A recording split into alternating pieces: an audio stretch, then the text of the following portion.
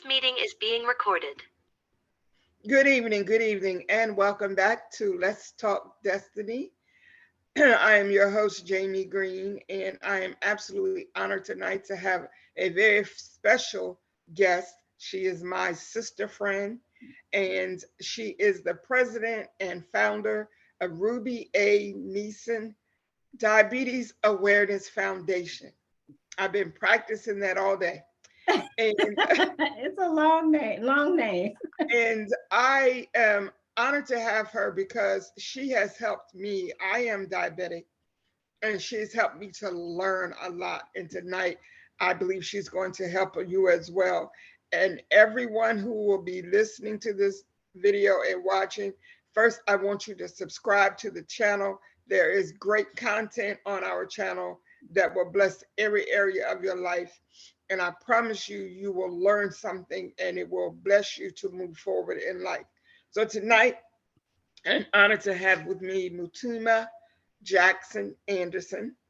And as I said, she is the president and founder of Ruby A. Neese Diabetes Awareness Foundation. And she is what we call a social entrepreneur. And I'm going to have her to explain that um, in a little while. Now, before we get too involved in our discussion about diabetes, which is a major issue in our communities, major issue. I grew up in a family where it was almost to say somebody was diagnosed with diabetes or somebody, well, when I was coming up, they called it sugar. Yeah, a little sugar. Yeah, well, so and so had the sugar. This one has the sugar, and it was almost became like a joke in our family because so Wow. many people were diagnosed with it or had it. And Mhm. so I am one of the people that is also diagnosed with diabetes, but Mhm. I'm grateful that I've learned ways to handle it and to not allow it to dictate how I live my life. But That's before right. we get into the conversation about diabetes, Okay. I want to ask you, how are you doing this year? As we come to the close of this year, what is one major accomplishment or change that you have experienced in 2022?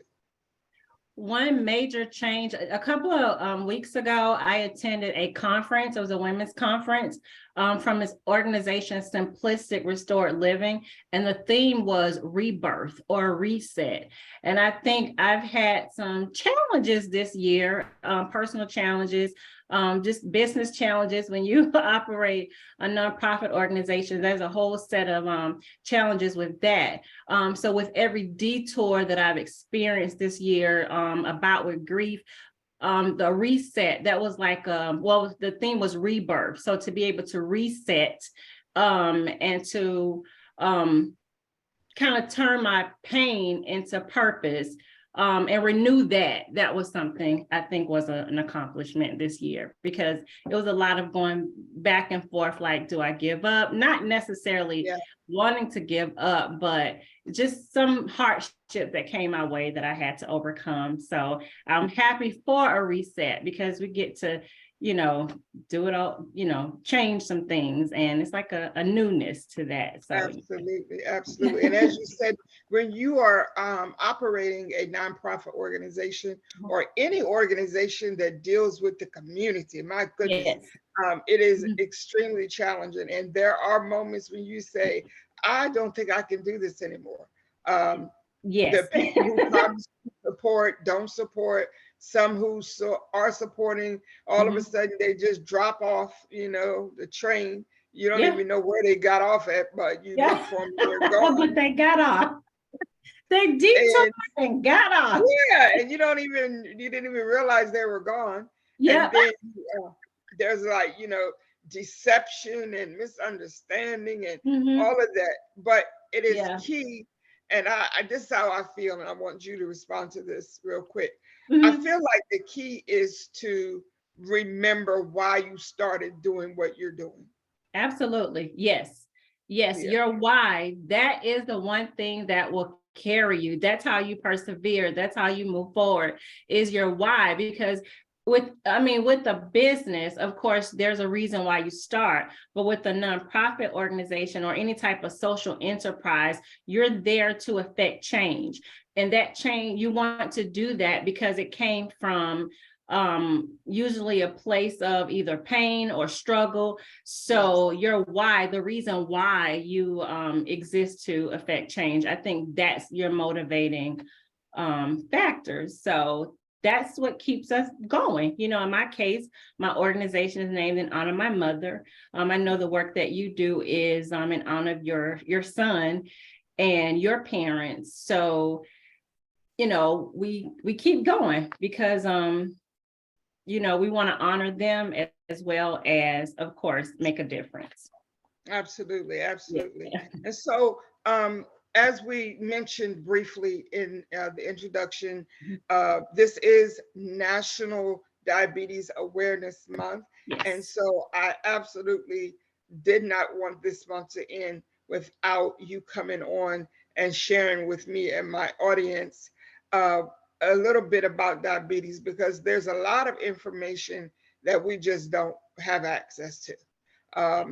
And so let's start with the basics, okay? What Okay. exactly is diabetes?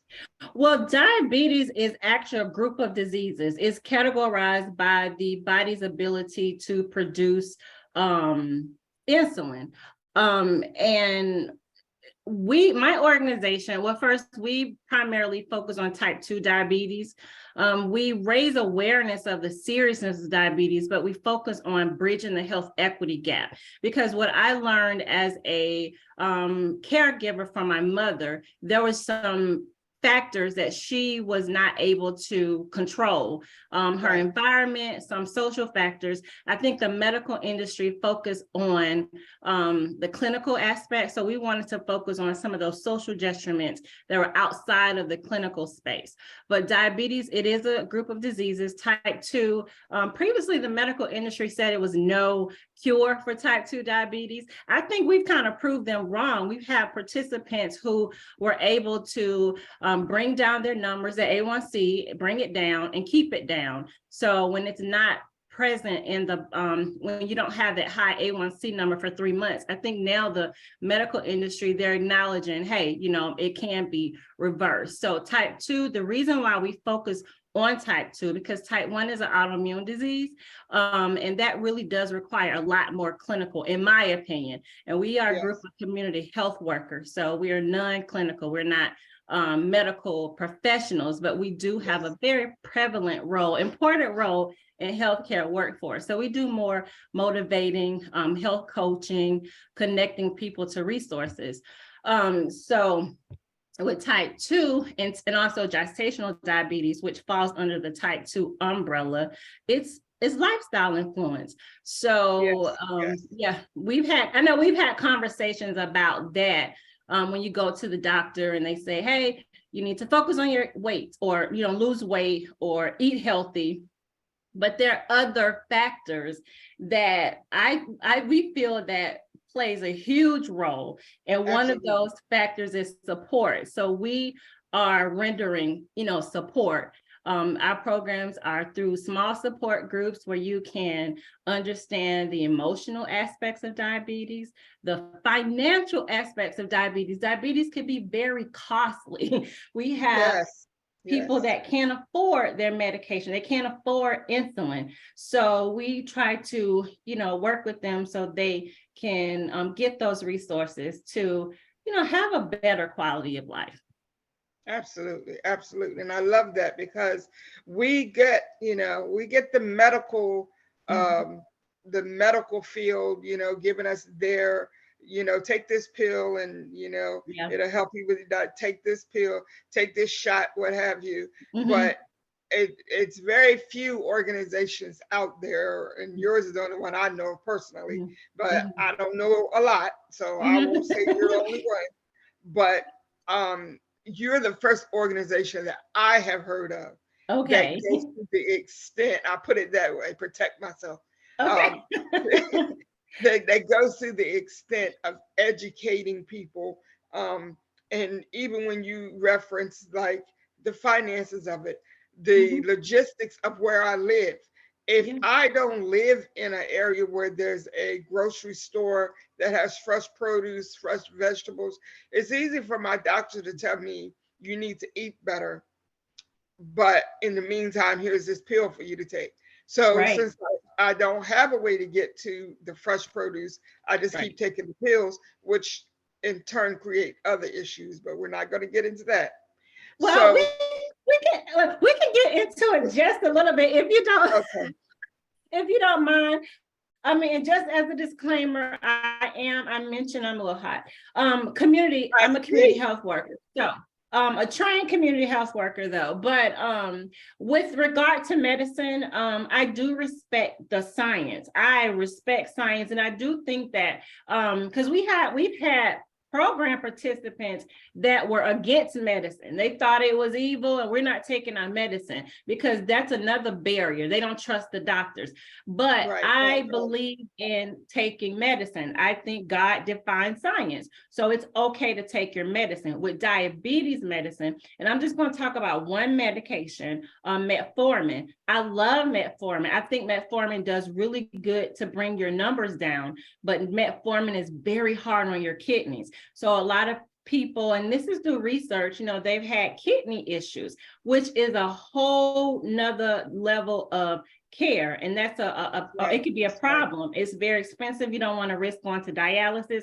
So what we try to do is to get you off of that metformin. I would never say not take it, but realize if you do have to take it, if you can't get your numbers down on your own, and there are people that can, let's see what your diet, let's look at what your diet could be, because if you're taking metformin, you really should not be eating red meat, because that's going to just harm your kidneys. It's just going to be really, really, really bad. And there's some people that have to have surgery, for whatever reason. And red meat, it can actually kind of help recovery. So you just have to understand that, how food works in your body. We're all different. God created no two people alike.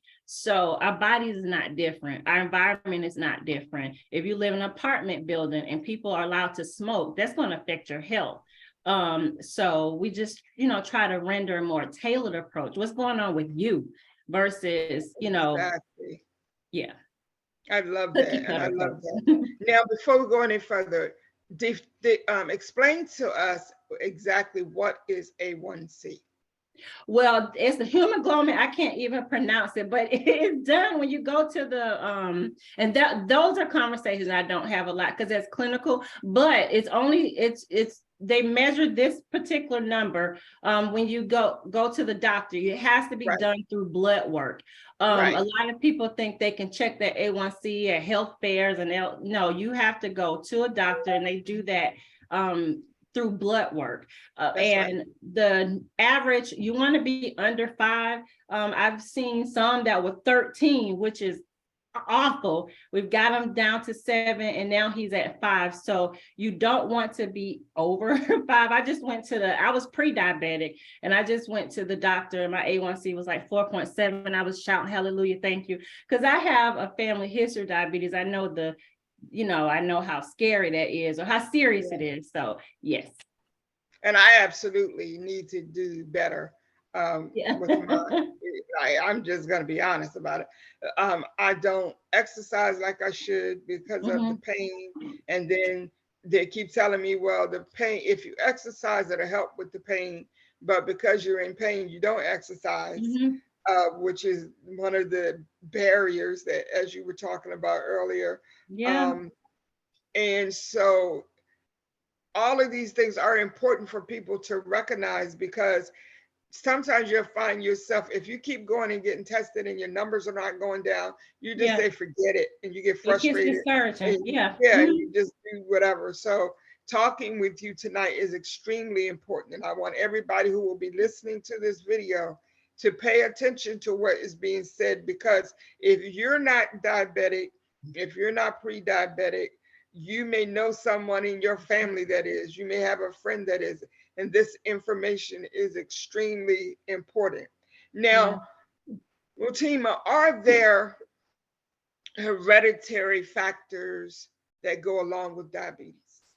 Yeah, it's a hereditary component with type 2. But I don't like to say it runs in your family, because we hear that a lot. Diabetes runs in my family. But your family's unhealthy habits, that's to me the hereditary component.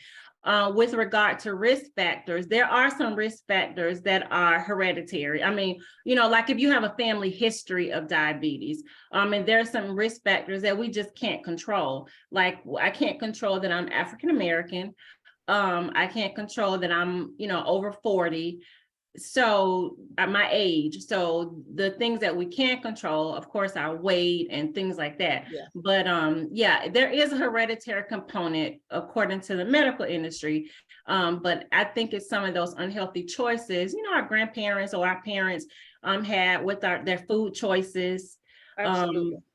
Even conversations, I don't recall ever having a conversation, and my grandmother was diabetic, my aunt was diabetic, my mom, my cousins, we never had a conversation about healthcare in our home.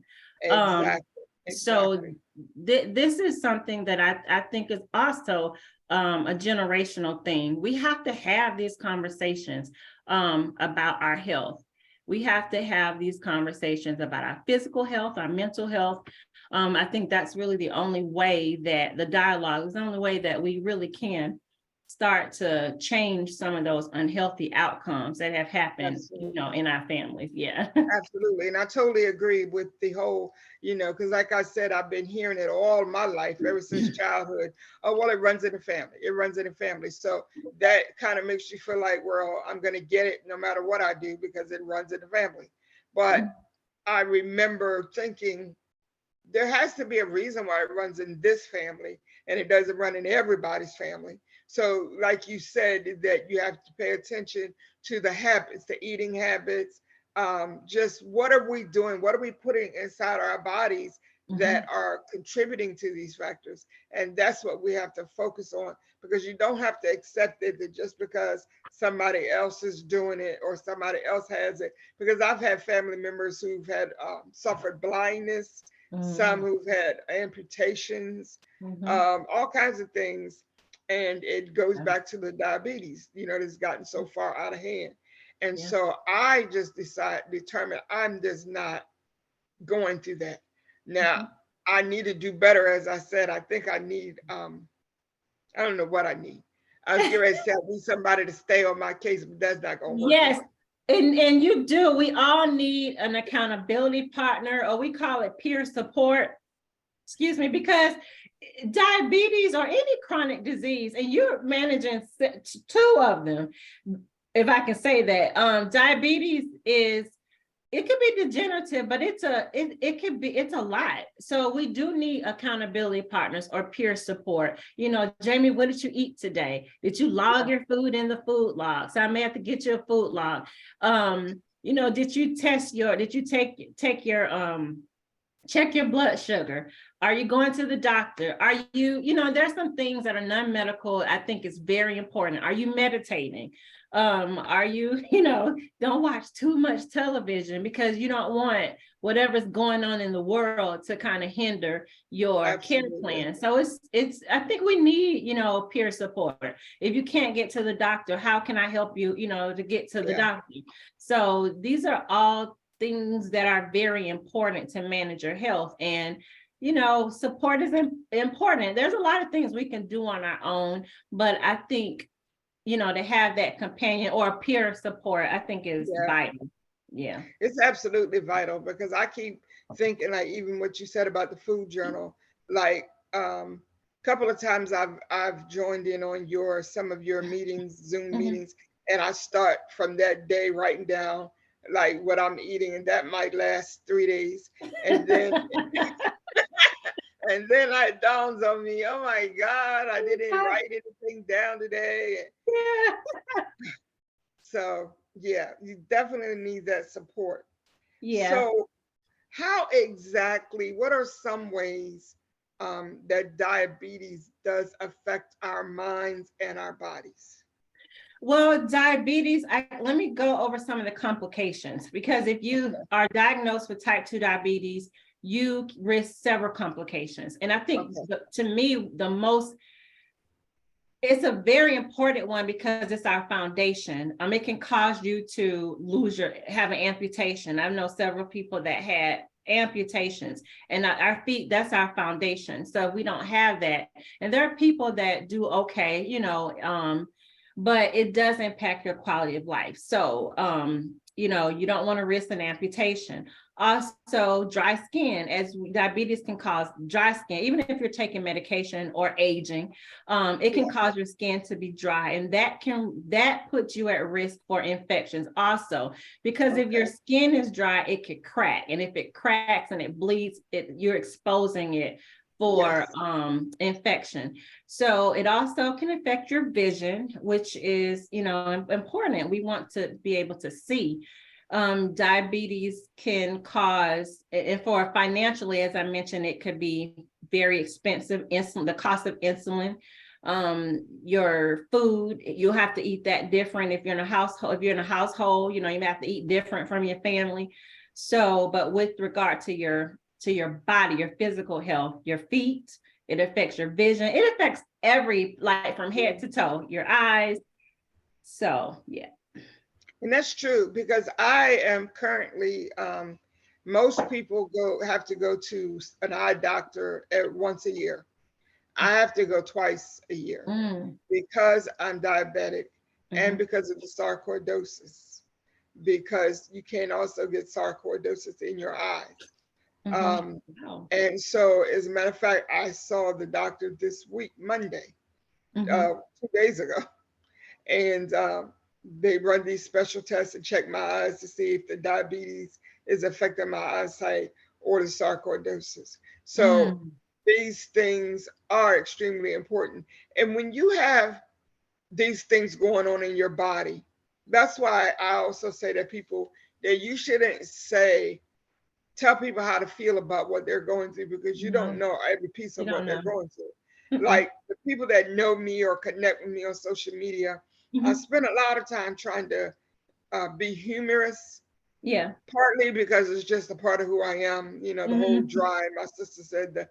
I like your sense of humor. Okay. My sister said I have like the Bob Newhart dry sense of humor.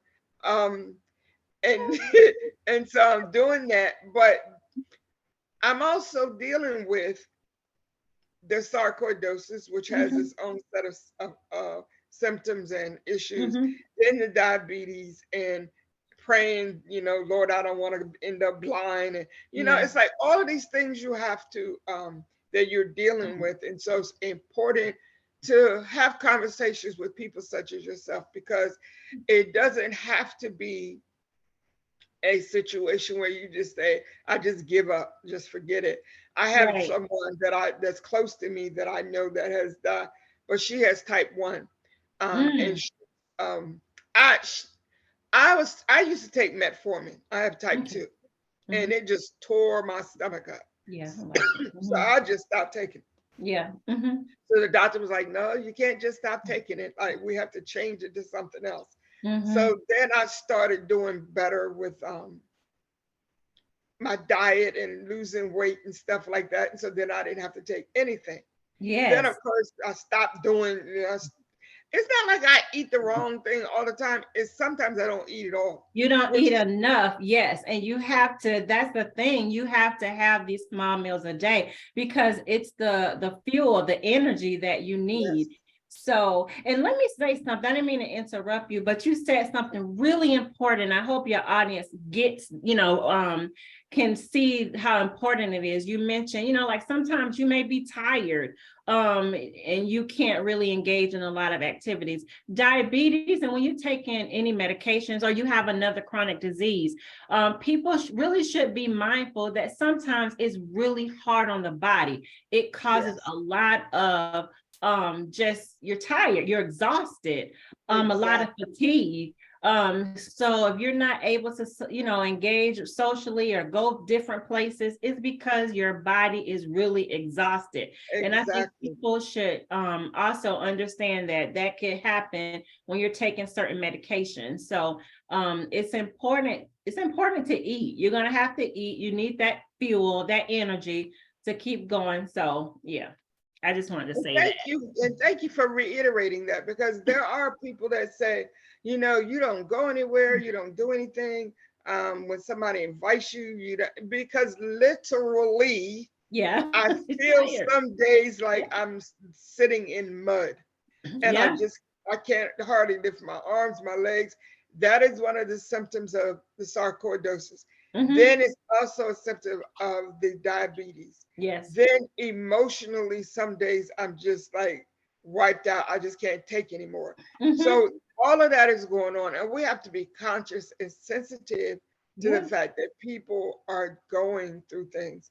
I Yeah. remember, and I really need to do better. And in my head, I've been I've known this for years, that you Mhm. have to eat. Yes. But there's another part of me that says, if you don't eat, then you won't get fatter than you already are.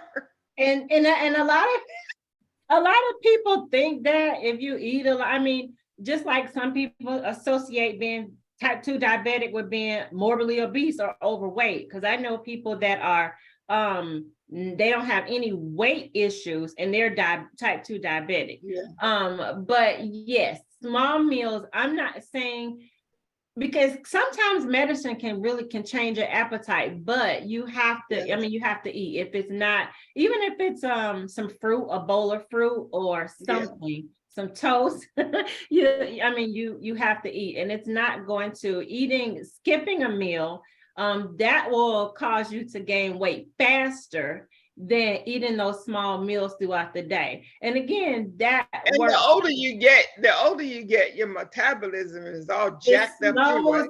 Yes, yes. Someone was talking to me the other day about intermittent fasting. I'm like, you can't do that. I mean, not with your lifestyle, because you're taking medication, you have to eat. So that doesn't work for everybody. Exactly, Like a exactly. vegan diet may not work for everybody. Unless you have a lot of because some people are anemic, they have low iron.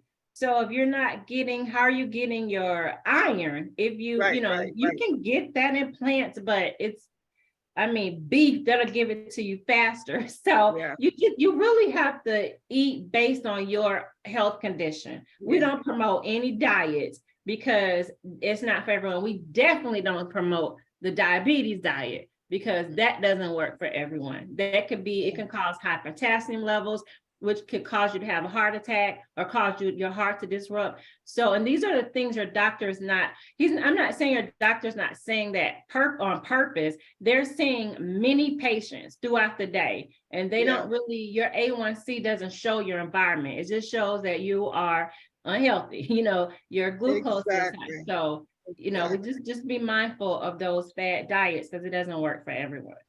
And I'm glad you mentioned that, because people are so quick to tell you about this diet, about that diet. And I know I remember one time I said, if I hear intermittent fasting one more time, I'm gonna just vomit, because in my head I'm thinking, well, I'm already yeah, fasting, because I sometimes I don't eat. Like it'll be in the afternoon and I'm like, I haven't had anything to eat today, Yeah. which also means that the chances are really good that I haven't taken my medicine either today. So Mm-hmm.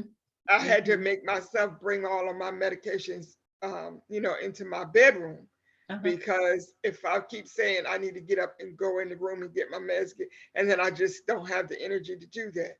So every situation is different, and I'm glad you Yeah. pointed that out.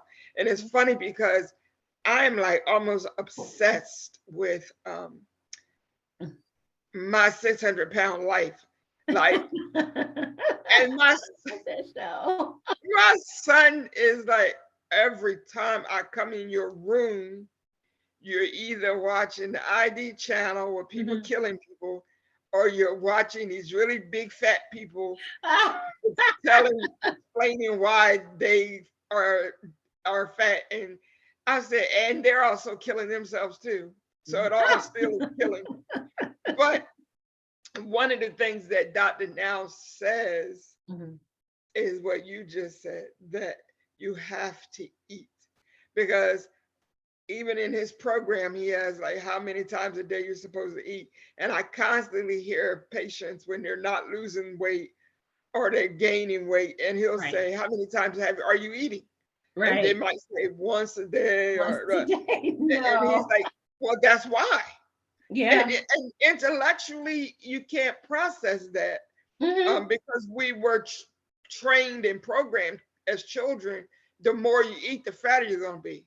So Right. it takes a lot to realize that I have to eat. My body needs that, because it boils down to, if I don't put food into my body's like, I don't know when I'm going to ever get anything else again. So I'm just going to hold on to everything I already have. Right. And that's a behavior issue. That's Yeah. a, and a mindset. That's a behavior. That's why we try to focus on behavior changes. Like, why are you, Yeah. eating one meal a day? That's like, you may decide to eat a bucket of fried chicken and have some M&Ms, and you should have, some grilled salmon and some broccoli, but you're going to go to that bucket of chicken. Those are behavior Right. things. So it's important to, and I think you can accomplish changing some of our unhealthy behaviors and unhealthy habits. And I think you can do that through support. Because when you leave your doctor's office, it's not that normally they don't have that kind of conversation with you. So why not come to, a forum where you can learn from someone else, their success, and you can share, in a real safe space what Exactly. what you need help with.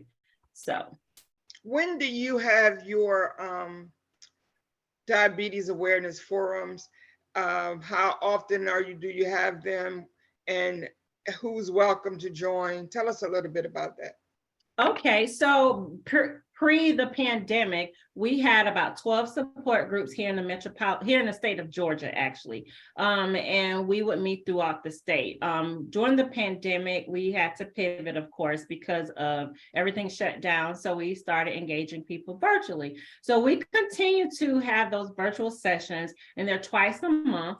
The second and the fourth Wednesday, and also the third Thursday. So if you would like to come, I'll make sure your audience have the schedule, and we have different topics each month. Sometimes we have a guest speaker, and we like to do fun things like drawings. And it's just, as I mentioned, it's a safe space to come and learn.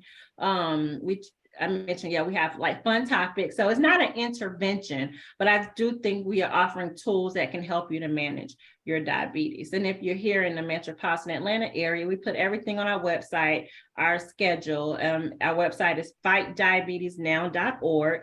And we would love to have you. We welcome anyone, whether you're diabetic, type 1, type 2, or you just want to increase your knowledge of diabetes. Yeah.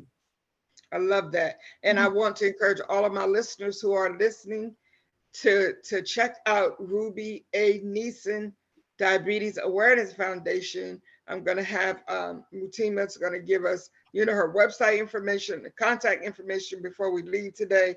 And I really encourage you to connect with her, because it is a lot of information that we're just not getting. And is causing some of us to feel overwhelmed and just like, forget it, I can't do this. And it does not have to be that way. And that's why I was determined, no matter what I was feeling like today, I was going to have this conversation tonight, because this information is so important. And what better time to have the conversation than during National Diabetes Awareness Month? And I think every one of you who will be listening, somebody, at least one person, that's dealing with diabetes. And so these conversations are extremely important.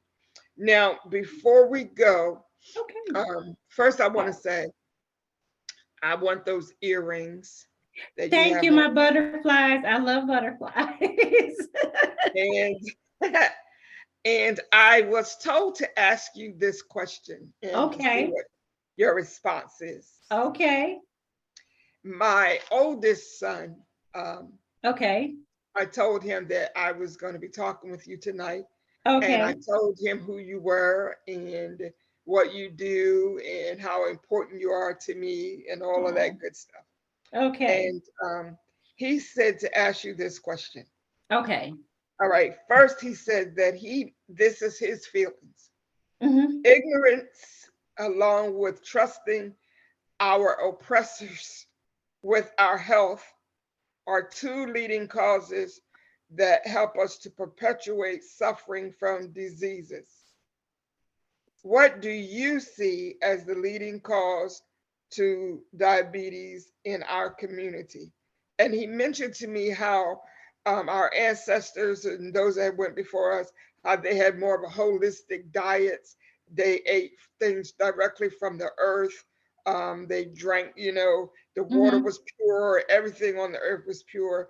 And this is used to be the way that we ate and we lived and we survived.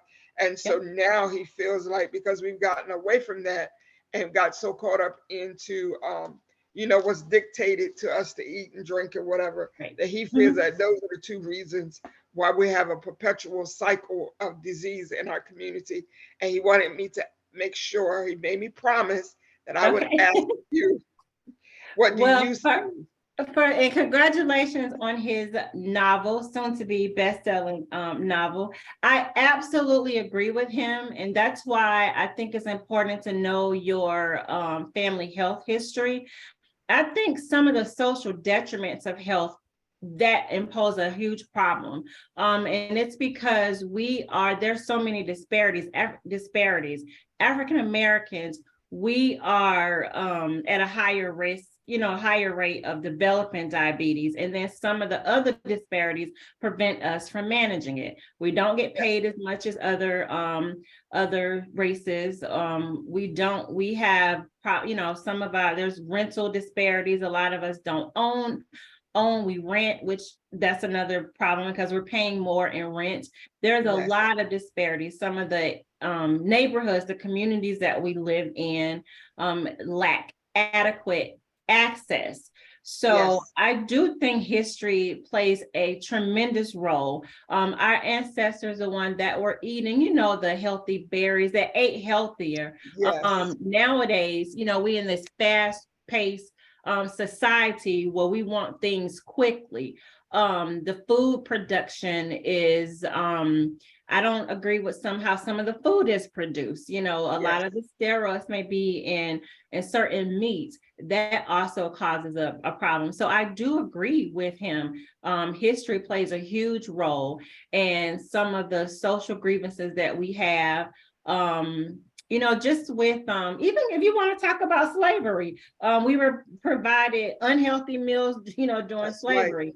We that's right. had, so I think history it plays a huge role in our health and also in our healthcare system. We don't, a lot of Yes, African yes. Americans, we don't get treated fairly. Absolutely. And we don't have access to a lot of things that we need Mm-hmm. health wise. I Yep. remember one time a family member went to the emergency room, literally uh, on fire, itching, burning, that you could see hives all over their body. They walked in the rain to get to the hospital because they didn't have transportation. And by the time I got someone to come and get me to take me over there to see what was going on, they were being discharged. And Hmm. so I asked them, did they give you any medication or anything to help? And they said no. Nope. So you know me, Sister Angela Davis. Yes. I Power to the people. I walked out to the front desk and asked to see the head nurse. And I told her, who I was, what was going on. And how do you just tell, you don't come to the ER just to get diagnosed. You come Yeah. to the ER to get treated. Right. Mm-hmm. So it boiled down to he didn't have any health insurance. Exactly. So I said Exactly. that's not the point. He's not leaving here until he gets some medication to help with this situation. So That, she's like, yeah. okay. I said, so you get the doctor, you get whoever you need to get because he's not leaving here until he gets this. And so of course he got it. But if he had medication, I mean, if he had insurance, if Mm-hmm. he had lighter skin, he would have been treated entirely different. Yep. And also you made a great point because discrimination, there's diabetes discrimination, but it's also healthcare discrimination. My mother, she had a stroke and she didn't have insurance at the time. it was state Medicaid, and well, that's insurance, but it's not a lot, enough at the time. You don't have to tell me, I know. So she was not giving physical therapy after she had a stroke. I think my mother would still be alive if she was able to get that physical therapy. If she had stayed in the hospital a little longer, it was like, you had the stroke, you're not insured, bye. Right. Go, we had to figure it out. So that does happen.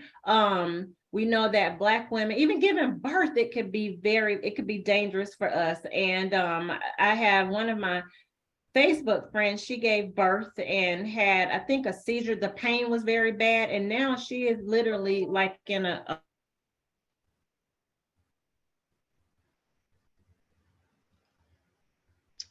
Uh-oh, I think we lost Mutima. Yes. This meeting is being recorded. Okay, welcome.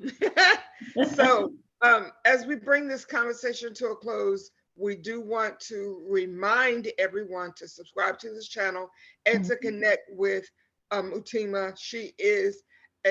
She's full of information about diabetes. You definitely want to join in her monthly or twice monthly activities. There's so much, and it's not just sitting there and being lectured to.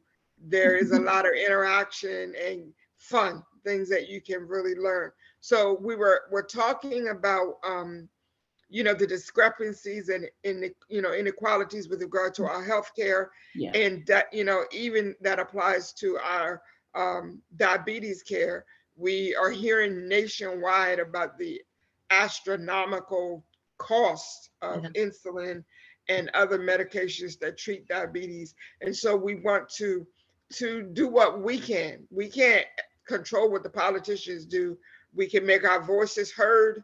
We can, tell them what's going on with us, but at the end of the day, we can't force them to change things, but we can do what we can do. That's and Mutima, summarize for us the things that we can do to those of us who have been diagnosed with diabetes and those who are trying to prevent it. Just summarize for us what we should be doing. Okay, well, I think the first thing we should do, maintain a healthy lifestyle. Try less stress as possible, because stress, that's something we can't avoid, but being able to cope with it better, that helps your body. With regard to preventing diabetes, if you're not diabetic, but you have a family history, know your risk. You can take an easy risk test at fightdiabetesnow.org.